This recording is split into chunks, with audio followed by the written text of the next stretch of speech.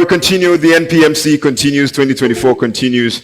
And please, the plenary session is just about starting. If you haven't signed into the session by scanning the QR code, please do so and come back in right away. Please allow me to introduce our next speaker to you. She is a person very outstanding. My very first experience with PMI Ghana chapter was with her, and she has over 21 years of performance excellence across various sectors and industries in Ghana and across Africa as we speak. She, at the same time, is a transformational leader and a strategist, and she's brought a lot of experience to bear when she was elected PMI Ghana chapter president in 2018 and also re-elected in 2020. Ladies and gentlemen, I believe you know who I'm talking about. She'll be talking on navigating uncertainty, sustainable project management in a changing world. Please, let's welcome Miss Jumoke Lafenwa.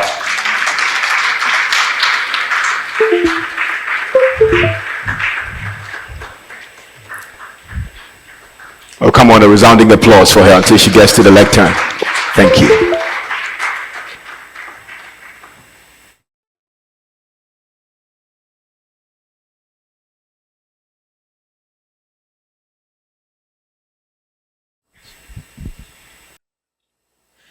In 2006, Elon Musk came up with a project, SpaceX.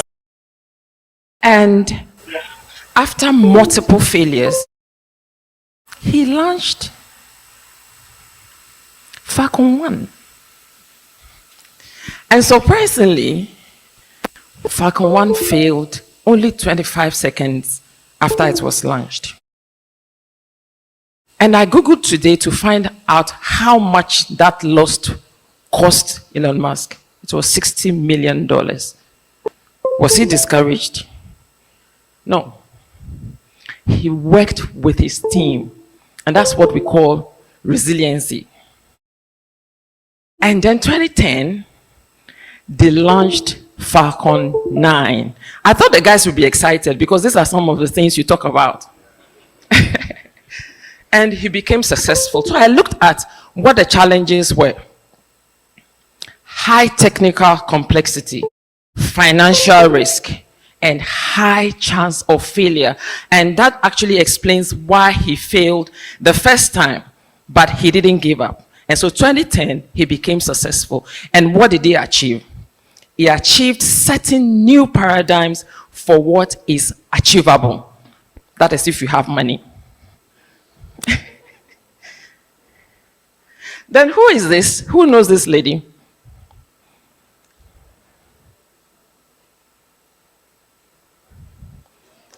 Who knows her? MTN, I'm not talking to you. Yes. Patricia. Patricia, with her team, decided to expand and upgrade their network infrastructure in Ghana. Did they have challenges? Of course, they did. One of their challenges was technological uncertainty, regulatory changes, and of course, market competition. William is not here because he's the one leading the MTN team. But in spite of these challenges, they were able to expand and upgrade their network infrastructure, leading to digital transformation and customer satisfaction. And I said, oh, I can't pick an example from Ghana without picking an example from Nigeria, because since half of my part is Ghanaian and the other part is Nigerian. So I went for Akinwumi Adesina. If you work in banking sector, you will know this man.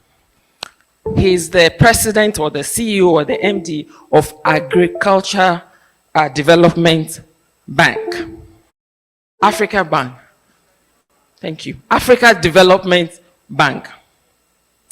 And what did he decide to do? The board approved in 2013 a 10-year strategy, and they came up with 5 projects.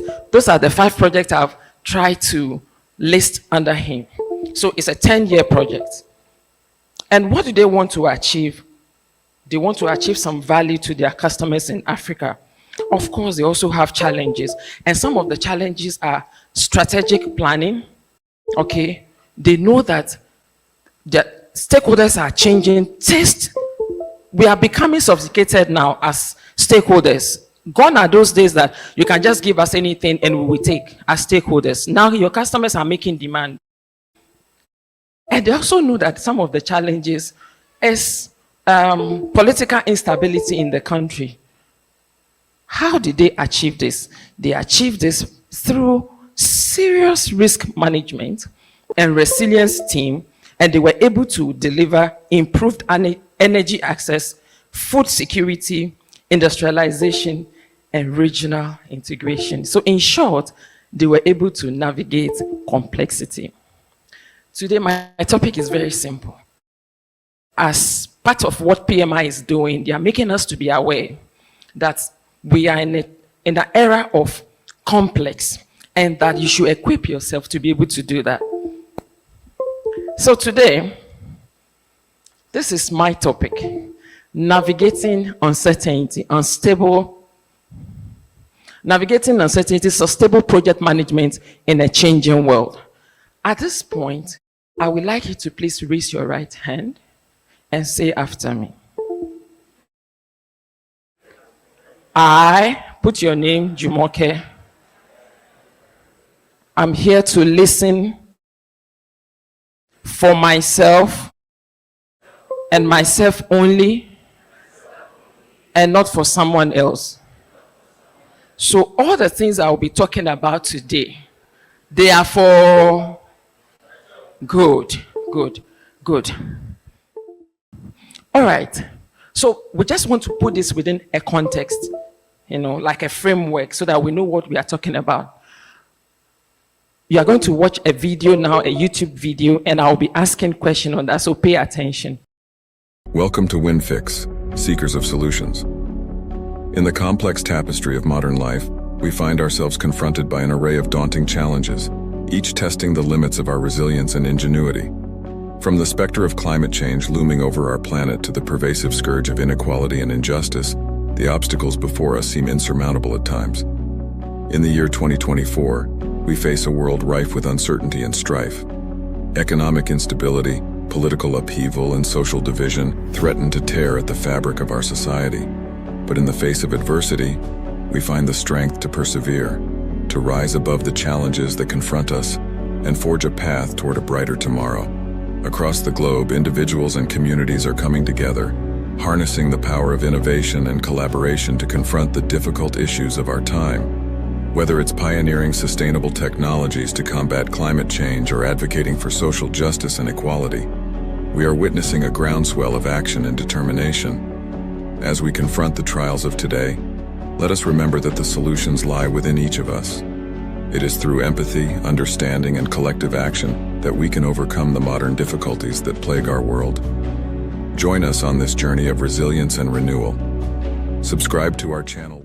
I would ask question, and I want maybe from each row or column to answer. What did you pick from this video you just watched? Anyone here? Respectfully, I will need a mic. Anyone here? Anyone here? Okay. The lady in the PMI Ghana fabric like myself. The mic is coming. I'm Ruth Mens. I learned something about uncertainty in this world. What about it? Okay, so what I learned from the video, I think they were talking about economic uncertainties facing the world as it stands now. Okay. All right, thank you, Ruth. Yes, Vodafone column. What did you hear? William, I'm sorry, MTN. Yes. Is it talking for MTN? Okay. Within the uncertainties, the solutions lies within us. Hallelujah. That's the most powerful message from that. Solution to the uncertainty we would face or we are facing lies with who? with us. Okay, thank you very much. Yes.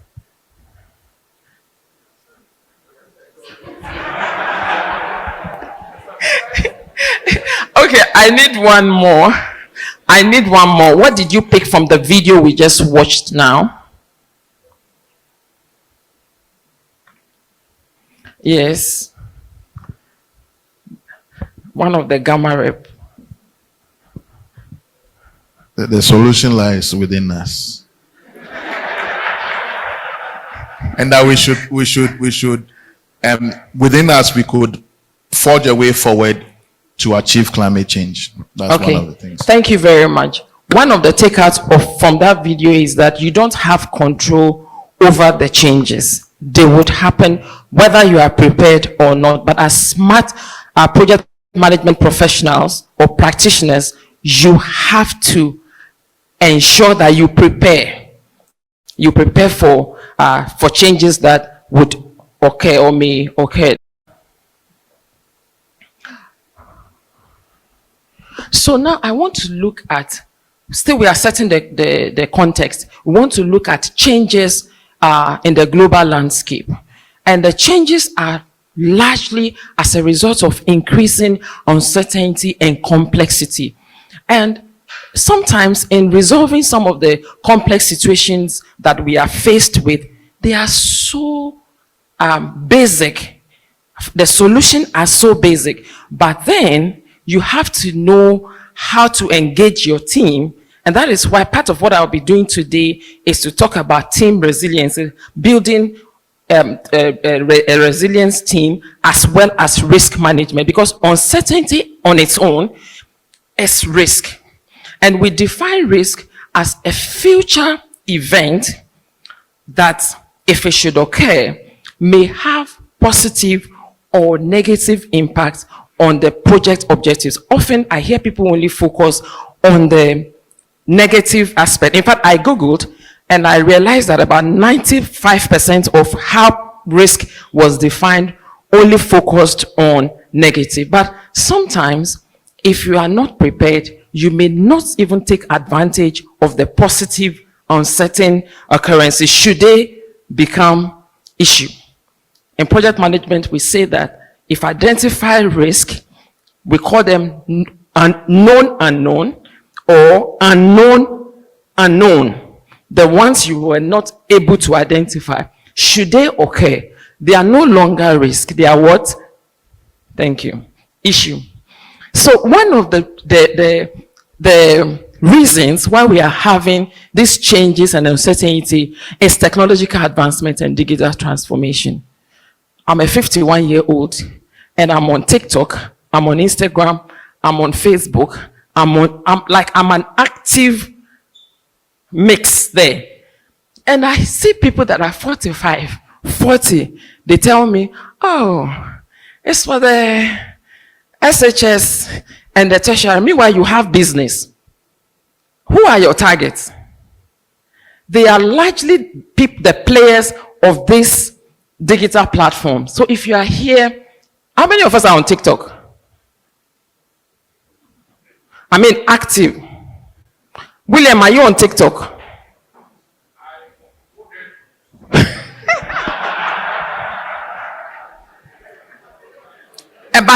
About 2 months ago, PMI actually created a page on TikTok. That is to let you know the importance of TikTok. Just about 2 months ago. So LinkedIn, Facebook, especially LinkedIn. How many of us have a profile on LinkedIn? I mean, active recent profile. Okay, so you don't have any choice. The technological advancement is playing a role. Economic volatility is also playing a role. You go to market today, especially if you are managing projects and it comes to budgeting, you may have challenges. You don't have control over it. Environmental and sustainability concerns. Social and political instability. We know how the war in Ukraine and who? Sorry? Russia has impacted our Aha. So, so you know that already. Then health crisis and pandemic. We know what COVID-19 has done to us, that even after COVID-19 has been taken care of, we are still paying. Thank you. And then you have the stakeholder expectations and engagement. I said earlier, now the stakeholders, we are like, our taste has changed. So often when I hear people talk of stakeholder engagement, they use the phrase wrongly. They come up with package, then they present it to their stakeholders, and then they are shocked that the stakeholders rejected what they presented to them. But stakeholder engagement means that you would elicit requirements from the stakeholders, and from their input, you will come up with the value that you are going to deliver. Previously, you knew PMO to that, there are types of PMO, this one, that one. Now PMO is measured by the perception of your stakeholders' value, the value that you deliver to them. So if you, whatever the structure of PMO that you have, if the perception of value delivery by your stakeholders is not like 60, 70%, it doesn't matter the name you have for your PMO. So PMO is actually being restructured around your stakeholders. And who are your stakeholders? Yeah, the internal customers, your managers, general managers, CEO. Those are all the functional heads. So what they consider as value. If it's about reports, that is what they want the PMO to give to them. If it is about customer engagement, that is what they want the PMO to do to them. So you ask them, this PMO, is it achieving the value from your perception? Because, and that becomes subjective. Okay. All right. So we are not like before. So MTN cannot.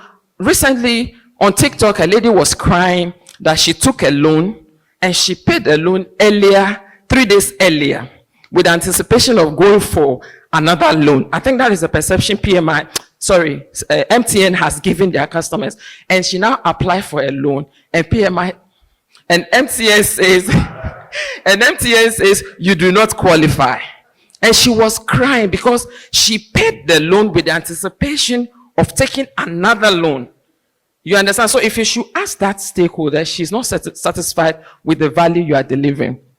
So what are the strategies for navigating uncertainty? Because now we have all agreed that whether you like it or not, change would occur, and the change has a tendency of bringing some uncertainty into play.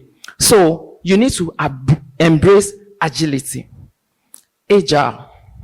Now, I was introduced to PMI 2010. I know people that have been practicing project management years before then. And the one we are comfortable with is the predictive or the waterfall approach of managing projects. And now I'm having headache with those people. They don't want to do anything agile. When you start the project, they want you to plan from beginning to the end. They do not understand sprint or iteration. They do not understand value delivery incrementally, because they are so used to planning from beginning. And we know that predictive is plan-based. You can only plan when you have idea what the value you are going to deliver at the end would be. But when you have a project that the value is not so clear, and then you know that you have clients that can change their minds, Agile gives room for such people. So you can start the project here, and the person goes like, after the end of an iteration, says, no. The feedback from the end users, they don't want this. Can we change it this way? You, the project manager, cannot say, by the way I'm looking at it, this is the right way to go. You will listen to the customer, which we call maybe the product owner or the end user, and you will replan. That is why we have adaptive planning. Okay, so you need to embrace agility. And there are methods, agile methods, iterative planning. You plan, you deliver, you go back again because you have more information, you plan, and we have what you call continuous improvement. That is when you are not satisfied with what you delivered yesterday. So what you delivered yesterday becomes like a benchmark or a guide towards the next delivery. So continuous improvement. And it starts here. You know, when we talk about agile, agile is a way of life. You think about it and you walk in it. And the second strategy is risk management. In fact, the pulse of profession, that is the research arm of PMI, says that the organizations that did very well during the COVID, they were the ones that had risk management and the way they do things. And so they could respond promptly to the changes that COVID brought. So when I also hear people talk about risk, they just like the senior manager sits in the office and says, the project we did last year, this one. Then some people will say, Nyamin Pengu, don't talk negative. You know, in my church, I gave a topic on risk management, and I was wearing these particular shoes. I had bought these shoes for a year. I'd never worn it. And you know, when you keep shoes without wearing, it can mess up. So when I was going to church that day, I put 2 extra pairs in the car in case this one messes up.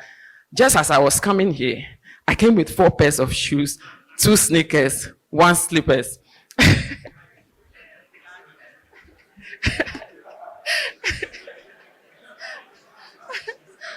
So actually, if you saw me, I came with 2 suitcases. Then I have a bag with my perfumes, and so I came prepared because I didn't know which of the perfumes I would use depending on my mood. So, one of the challenges when it comes to risk management is we spiritualize things as Africans. We think when we are talking about risk, we are calling for something bad to happen. No. Risk management is you preparing for uncertainty should it occur, so that you don't react in a knee-jerk way, because you have come up with what if scenarios, and you have planned that, okay, we are here. Should this place become flooded, what are we going to do? We are going to hire a pump machine. Where will we hire the pump machine from? From so. How much is it? So that forms part of your contingency. So if it happens, you just go to your plan and you execute it. Instead of, they are not calling you, you are not growing, all of a sudden you grow old because now you have not thought about it, and your BP is going, and you are snapping at your children, your family, your friends, everybody, and you are making people feel you are working. You are working but not efficiently. So you identify risk, you analyze them. I love this topic when I'm teaching project management. You know, where you analyze, you start qualitatively, which is subjective. You determine the likelihood and the impact should the risk occur. And then if you want to put numerical value to what you are doing, you now go for the quantitative. If it's a big project, you use software like Monte Carlo to determine the probability of occurring. And then you determine how you are going to respond to it. And when you are doing this, you are working with your team. How would we... Most of the speakers that I've spoken today, they've spoken about value. And the reason why I said you should raise your hand up is you contribute to the value your organization is delivering to your stakeholders by you contributing your quota. So if the value that you are delivering to your customers is important to you, you will put in effort to be able to do this well. Okay, and then how you are going to monitor it. When you identify risk, you need to come up with risk triggers. And I usually use when you prepare rice with saucepan. I'm not talking about rice cooker. Rice cooker, it will go off on its own. But if you are using a saucepan and stove, when the rice is about to burn, what happens in the kitchen? No smoke, you don't cook. What happens before the rice burns? You start hearing ta, ta, ta. It means the water is finished and the part closest to the fire is trying to reach to the next layer for water. So if you are a project manager, you are in the kitchen with the rice, you are not watching telenovela, you are not watching football, you will hear the sound. That is the trigger. Then you quickly do what? You check If the rice is soft enough, if it's soft enough, then the rice is done. If it's not done, you sprinkle some water, you reduce the fire so that it doesn't burn. Often we identify risk, but we do not identify the triggers. Now, when you identify risk, you identify triggers, you give them to owners. So you have someone that is responsible for the rice burning as well as the trigger. So that person becomes responsible for ensuring that the moment he or she starts hearing the sound, he puts in the measure how to respond to it, maybe by adding some water or putting the stove off. Now, the third strategic way of navigating uncertainty is stakeholder engagement. Like I said, you cannot make plans for your customers or your shareholders and dump it. I think last month we had an engagement with some of our project management practitioners, and I heard this, and when we make the plan and we present it to them, they don't buy into it. I said, why will I buy into it? Even my children that I'm the one feeding them, when you want to buy things for them, you ask them, do you like this? That's stakeholder engagement. You want to buy bag, the person says, I want to go for 1,000 CD bag, and you know you can't afford, you are the project sponsor. You negotiate that, I'm sorry, I can't buy 1,000 CD bag. I can only afford 500 CD. When the person gets to the store, he or she can go around and look at the 1,500, 2,000, but with time, the person will be looking for the 500 because the person knows what? The budget. As parents, I never cooked and then I'm saying, you must eat it. That's what I have. No. If it is banku and pepper that I know I can afford, I will have the engagement before the food is prepared. What do you want to eat? This one will say fried rice. When they were younger, this one will say jollof and chicken and turkey. But I know that I don't have it. I said, that one too is good. The jollof is good. Fried rice is good. But you know what? Let's eat banku and pepper today. Then tomorrow when I go out, I'll buy the turkey, I'll buy the chicken and prepare the fried rice or jollof. That is what? Stakeholder engagement. So whatever you are learning, you need to apply. Whatever you are learning, you need to apply it. In fact, your project management starts with you, your family, and people around you. It gives you a free opportunity or easy opportunity to implement that which you have learned. So it's not only maybe you are, oh, now that I'm PMP certified, I'm looking for big projects. Meanwhile, you are failing with communication, stakeholder engagement with the people around you.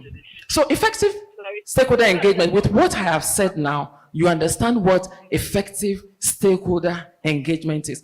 When I am invited to an organization to talk about this, or adaptive planning, or work with them through process, I tell the HR, listening to your employees doesn't mean you will do everything they are saying.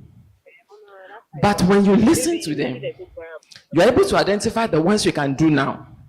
You're also able to identify the ones you can never do. And then that would help in communicating to them. And then they also have the feeling that you listen to them. And that is very, very important. When people feel you are not listening to them, then they start like misbehaving in inverted commas. So effective stakeholder engagement is you handling your stakeholders from the beginning, then until you develop whatever you want to develop. So effective risk management plus resilient team will give you sustainable value delivery and or continuous improvement. If you did not pick anything from what I have delivered today, pick this: effective risk management plus resilient team. Resilient means your ability to bounce back in the face of challenges, okay? We give you that.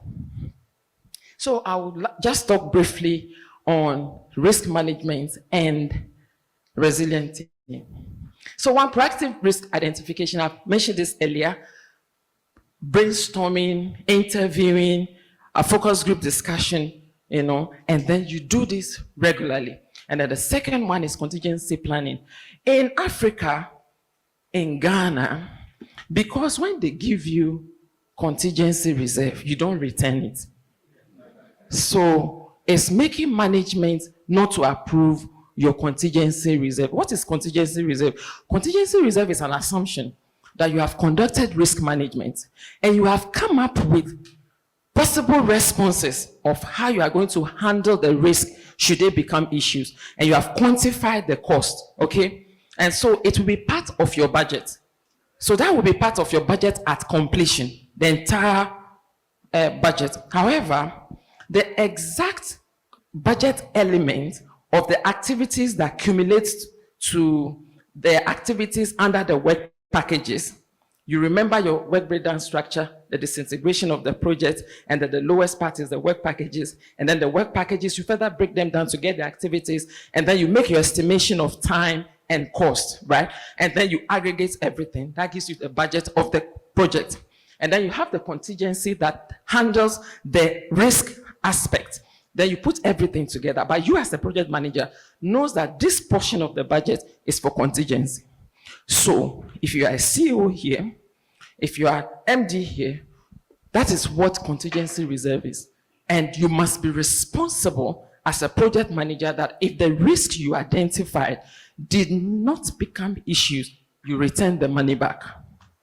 So that's one. Then we have what we call management reserve. So the contingency reserve is actually for risks that you identified.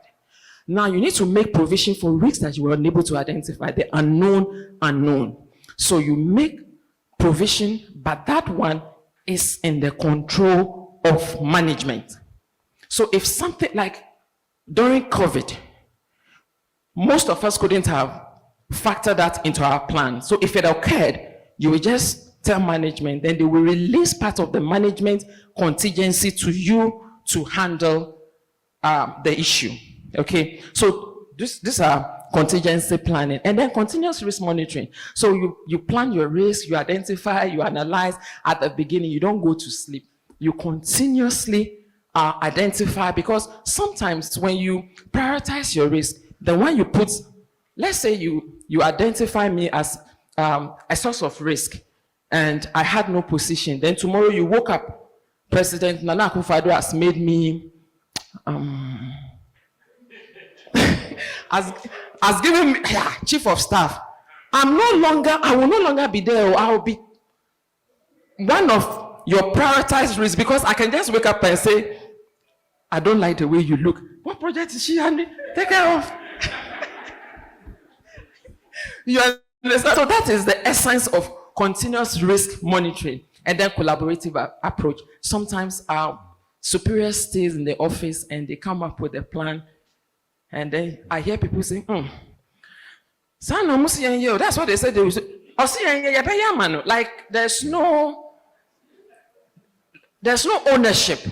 Like, if that's what we should do. So people will not bend over. They will not do extra. But when you feel that you are part of the team, you do extra. And I would say that I'm an example of that. I love volunteering. And it's reflected in how I served the chapter as the president for 4 years. I just love results. There were risks. There were situations. Some of you are laughing with me now, but then you were angry. What's wrong with her? Every time she's calling us, why? Am I owing you? You understand? But I identified that, Charlie, I needed you. Sometimes when I send message and you get angry, I'm also angry. But I put my phone down. I manage my emotions. When I'm in control of my emotions, I call, hello. By my... You remember that there's a child that says that I'm standing, but inside me, I'm sitting. So that's the collaborative approach. You engage all your identified stakeholders. And now, some people have been calling me, Jimmy, the PMP is watered down. I say, why? Look at the number of people getting certified that the chapter is announcing. It means it's watered down. I say, okay, you know what? I have a video on what PMP is now. Then I give them the link. It's not interesting. It's not relatable. It is now, it's not certification that handles problem. Real problem in an adaptive manner, because we are looking at predictive, you are looking at agile, you are looking at hybrid.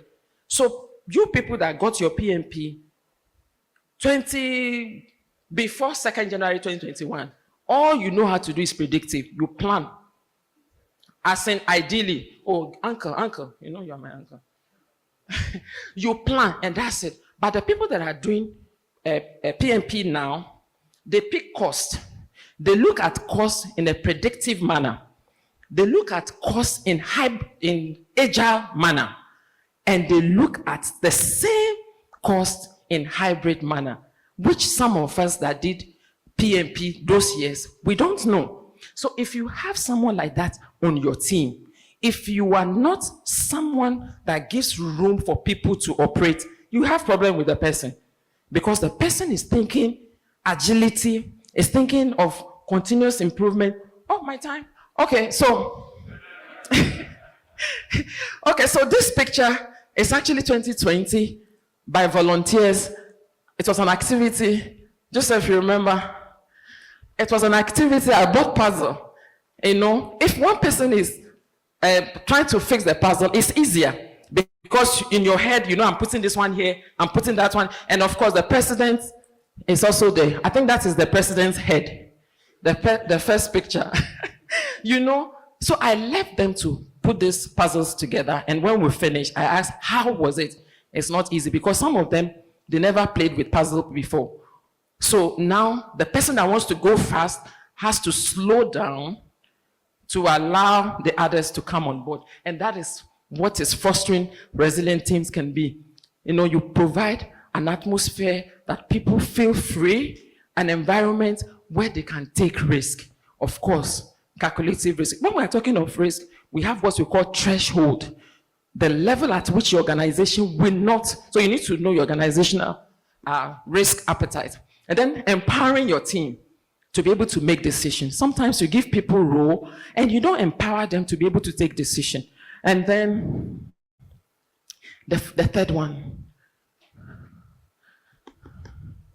continuous learning. There are lots of free resources online, free, that you can empower yourself with. And every year, I come up with certifications or trainings I want to do, and I write them down in January, and I start ticking them. I have done this, I have done that. So that's continuous. So encourage your team members to do that. Emotional intelligence. Often when you talk about emotional intelligence, people feel to know how to manage others. No, leadership starts with you, leading self. That is the starting point. You need to manage your own emotions for you to be able to manage others.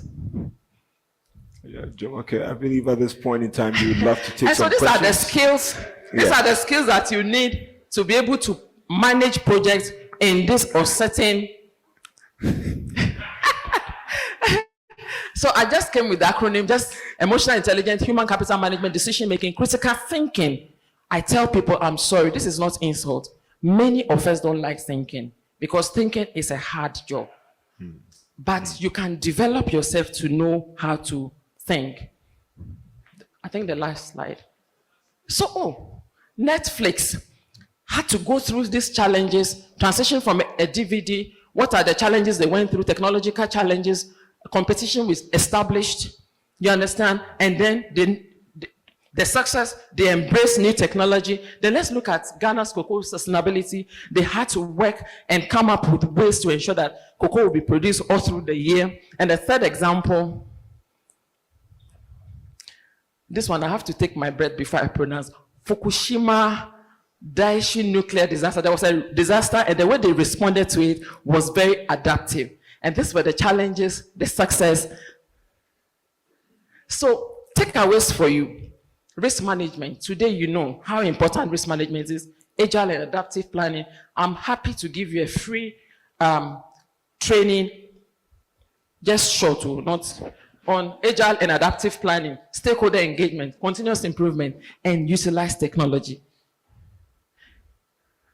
So this is the vision for the future. If you are here, you cannot continue to perform or handle projects as business as usual. You have to be intentional. Be intentional. And so my LinkedIn, and thank you very much. I'm sorry. Please put your hands together. Jumoke, you can have the microphone, please. For a wonderful presentation as this, right? We all agree, don't we? I will take one question for Jumoke. One question, please. If there's anybody like that, otherwise, then I can set her loose and then she can take a seat. A really good job, except you are not stakeholder consulting me with your back towards me and doing this. Wasn't going to take the time back anytime soon. All right, please, one more round of applause for Jumoke. Thank you, Jumoke. I just found it quite interesting how Jumoke had very nice ways of jabbing us. Yes, people don't. Thinking is hard. Hey, I was just thinking, hey, is she talking about me or something? Then I'm hearing we're doing puzzle, and then he said the president's head is in there. I'm saying, but president's head, is this one? Is it a message?